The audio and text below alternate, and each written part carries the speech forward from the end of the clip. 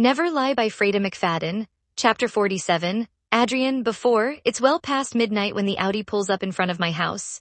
It's the same car my former agent Paige drove, but the car belongs to Patricia. I'm sure her parents bought it for her. They have spoiled her horribly since she returned from that cabin, dripping wet and covered in blood.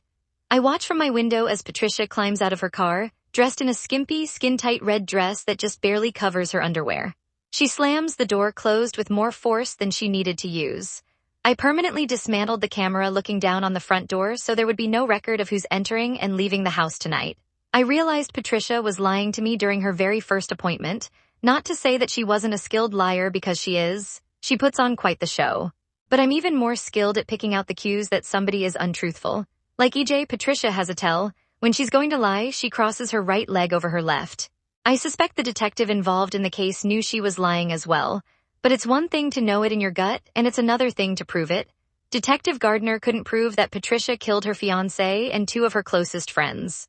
So she got away with it. Not only that, but she was praised as being the victim who got away. But Patricia Lawson isn't a victim. When she found out her best friend was cheating on her with her fiancé, she didn't let either of them get away with it. Over the last 3 years, I have informally diagnosed her with antisocial personality disorder, based on her impaired empathy for other people, her aggressive and criminal behavior, as well as her history of lying and deception. Like many other people with antisocial personality disorder, Patricia is charming and attractive, with above-average intelligence. If she didn't have that going for her, she might not have gotten away with it. There have been several clues over the years to her diagnosis. When her grandmother died from a heart attack last year, she cried very convincing tears during our session, but she didn't mention that she had been the one responsible for helping Grammy with her heart medications, found out when I called Mrs. Lawson to express my condolences. She also failed to mention the considerable estate she inherited. When I asked Patricia about it during her next session, she crossed her right leg over her left and told me how terrible she felt that she might have gotten her grandmother's medications mixed up. Mrs. Lawson was always a trove of information about her daughter's troubled history, playmates with mysterious injuries, pets that died suddenly. Poor Tricia has had such bad luck. On some level, I'm sure Mrs. Lawson knows what her daughter is. She's not a stupid woman, but denial is a powerful defense mechanism. I could hear the relief in her voice when she told me the stories, finally unburdening herself and passing the buck on to me. And I knew exactly what to do with this information. When I open the front door to greet Patricia, she doesn't look happy. She's tugging on the too short hem of her skirt and glares at me under my porch lights. He's in the car, still passed out? Yes, but he's waking up. Did you have any trouble? No, it was easy. Despite her being so pissed off at me, I believe on some level Patricia enjoyed the challenge I gave her. She dolled herself up, drove to the casino, and sidled up next to EJ at the poker table. Just like in his fantasy, she didn't even tell him her name. Then she lured him to her vehicle with the promise of going back to her place. I told her exactly what to say. During the car ride, he would have become more and more drowsy from what Patricia had slipped into his drink at the casino, until he finally lost consciousness. I swear it gets easier every time I drug EJ. You would think you would see it coming by now. Did you check him out of the hotel? I ask. Yes, I used his phone. She looks down at her fingernails, which are painted blood red. And I moved his Porsche to another lot with long-term parking. He's paid up for a month. EJ has no friends and no job. His parents are gone. Nobody will even notice him missing for weeks if not months. I follow Patricia to her Audi. A dark shadow of a man occupies the back seat. That's him. She did it. She really did it. She did what Luke couldn't or wouldn't do. I duct taped his hands together, she tells me. I did his legs too, but there's a bit more so he can walk. I stuck a piece over his mouth, but you can't see it because he's got the sack on his head. She's got guts, I'll give her that. She drove all the way here from Connecticut with a man tied up in the back seat. Yes, it was the middle of the night, but if she had gotten pulled over, that would have been the end.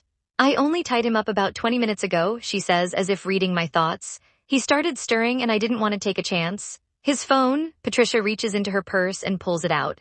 She drops it into my waiting hand. I squint down at the black screen in the darkness. You powered it down? I did, but I've heard they can sometimes track a phone as long as it still has a battery, so be careful. I'll be very careful. I fully intend to pulverize this phone until it's unrecognizable. When we get closer, I see the paper sack on EJ's head. The paper crinkles slightly as he shifts in his seat. It's hard to tell how awake he is since he's immobilized. I sort of hope he's awake for this next part. Patricia pulls the back door open. Now I can see the duct tape securing EJ's hands together. She kicks him in the calf with her high heels, hard enough to leave behind a bruise. Get up, she barks at him. His head snaps up, but he can't get out of the car without help. She kicks him again and he groans, but he still doesn't move. I end up grabbing his legs and shifting them outside the vehicle. He still can't get up on his own without the two of us hauling him to his feet. Muffled noises come from inside the paper bag. His light gray t-shirt has sweat stains under his armpits. We walk him into my house and into my office. Because his ankles are partially bound together, he has terrible balance and has to walk with small, shuffling steps. When we get into the office, Patricia stops short. She looks around. Did you change something here? No, I say. She cocks her head to the side. She is certain something is different, but she can't put her finger on what it is. I know what it is, though. I moved the sofa. But she doesn't need to know that part. It's better she doesn't know. Once inside the office, I attempt to get EJ to sit on the sofa, but between the duct tape on his wrist and ankles and the bag on his head, he misses it completely. He goes crashing to the floor hard. Patricia frowns. Do you want me to help you get him up? She asks. I shake my head. It's easier that he's on the floor. I'm fine. You can leave now. She narrows her eyes. What are you going to do? It's none of your concern. She taps one of her heels on the wooden floor. If she were only 2 feet to the left, she would have heard the difference in sound that the floor made and discovered my secret. I believe it's partially my concern. I'm the one who got him here after all. Don't worry, I say. I'll take care of it. I don't mind helping. As my mother always says, if we always helped one another, no one would need luck. I'll just bet she doesn't mind. It's fine. I've got it under control. A flicker of curiosity passes over her pretty features. What are you going to do with him? I promise nobody will find him. She pouts for a second but then throws up her hands. Fine, do what you want, Dr. Hale. She flicks her honey blonde hair over her shoulder, then storms out of the office. On her way out, she looks up at the portrait she gave me, which is hanging over the mantel. She flashes me a disdainful look. I can't believe you hung that giant portrait of yourself right in your living room. She sneers at me. You're just as arrogant as I thought you were. I like it, I say pleasantly. I can afford to be pleasant at the moment, when the source of all my problems is lying in a crumpled heap on the floor of my office. I lead Patricia to my front door and lock it behind her when she leaves. Patricia has been in my house many times in the last 3 years, but this will be the last time. I'm not going to ask any other favors from this girl. She acts sweet, but I know the truth, she's dangerous. And now that she's gone, I can finish up here. When I get back to the office, EJ is still lying on the floor. He's awake now, squirming to get out of his duct tape restraints, although Patricia tied him up very well. I walk over to him, standing over his wriggling body. Finally, I reach down and yank the paper bag off his head. The adrenaline has overpowered whatever medications Patricia gave him. His eyes are open wide and his t-shirt is now drenched with sweat, even though it's a bit chilly here. His lips are moving under the duct tape, but no intelligible sounds come out. I watch as a dark stain spreads across his crotch. I crouch beside him. Hello there. He makes a muffled sound behind the duct tape on his lips. I look into his gray eyes, unable to suppress a smile. I thought about your offer, and I decided you were right. I would like the two of us to spend a little time together.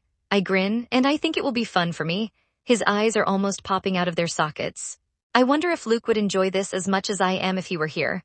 If he were standing next to me right now, what would his reaction be? I close my eyes for a moment, imagining it. I picture Luke's face staring down at EJ lying helpless on the floor.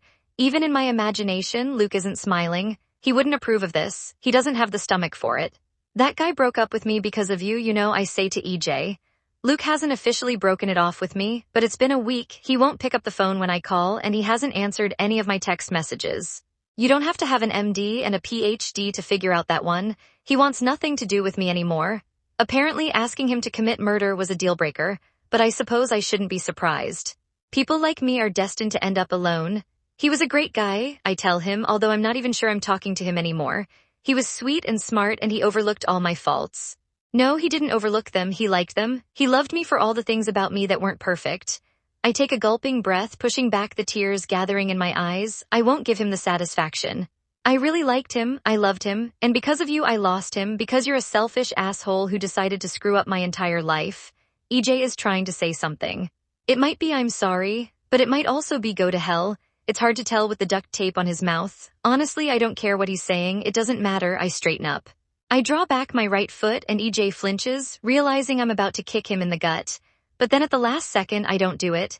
Instead, I walk over to the corner of the room where the leather sofa used to be. I moved it this morning. One thing that charmed me about this house when I first bought it was the hidden panel under the floor in this room. The real estate agent told me about it with a proud smile. You could hide valuables down there. I've kept things down there over the years, but I cleared it all out this morning. I need all the room in there that I can get. There's a tiny hook in the floorboard that's barely visible to the naked eye. It blends right into the rest of the floor.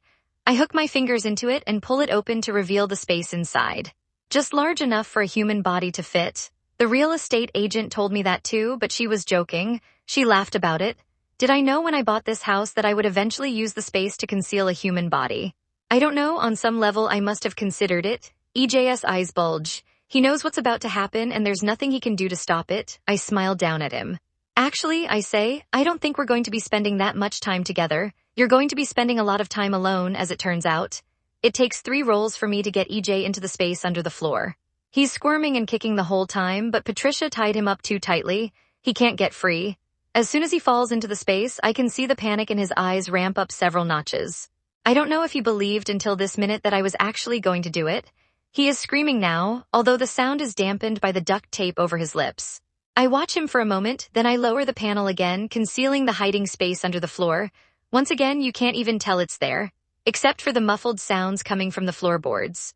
That won't do at all. I had intended to leave him there and allow nature to take its course. But this is too big a risk. He's too noisy. So I take the rest of the roll of duct tape Patricia gave me and start taping the edges of the panel. Effectively cutting off the oxygen supply, I sit down on the couch and listen. The muffled sounds grow softer. It doesn't sound like screams anymore. Whimpers maybe, crying possibly. The sounds become quieter and quieter. Until they stop completely. Goodbye, Edward, I say. You've reached the end of chapter 47. Thank you for listening. If you enjoyed this chapter, don't forget to like, subscribe, and join me for chapter 48.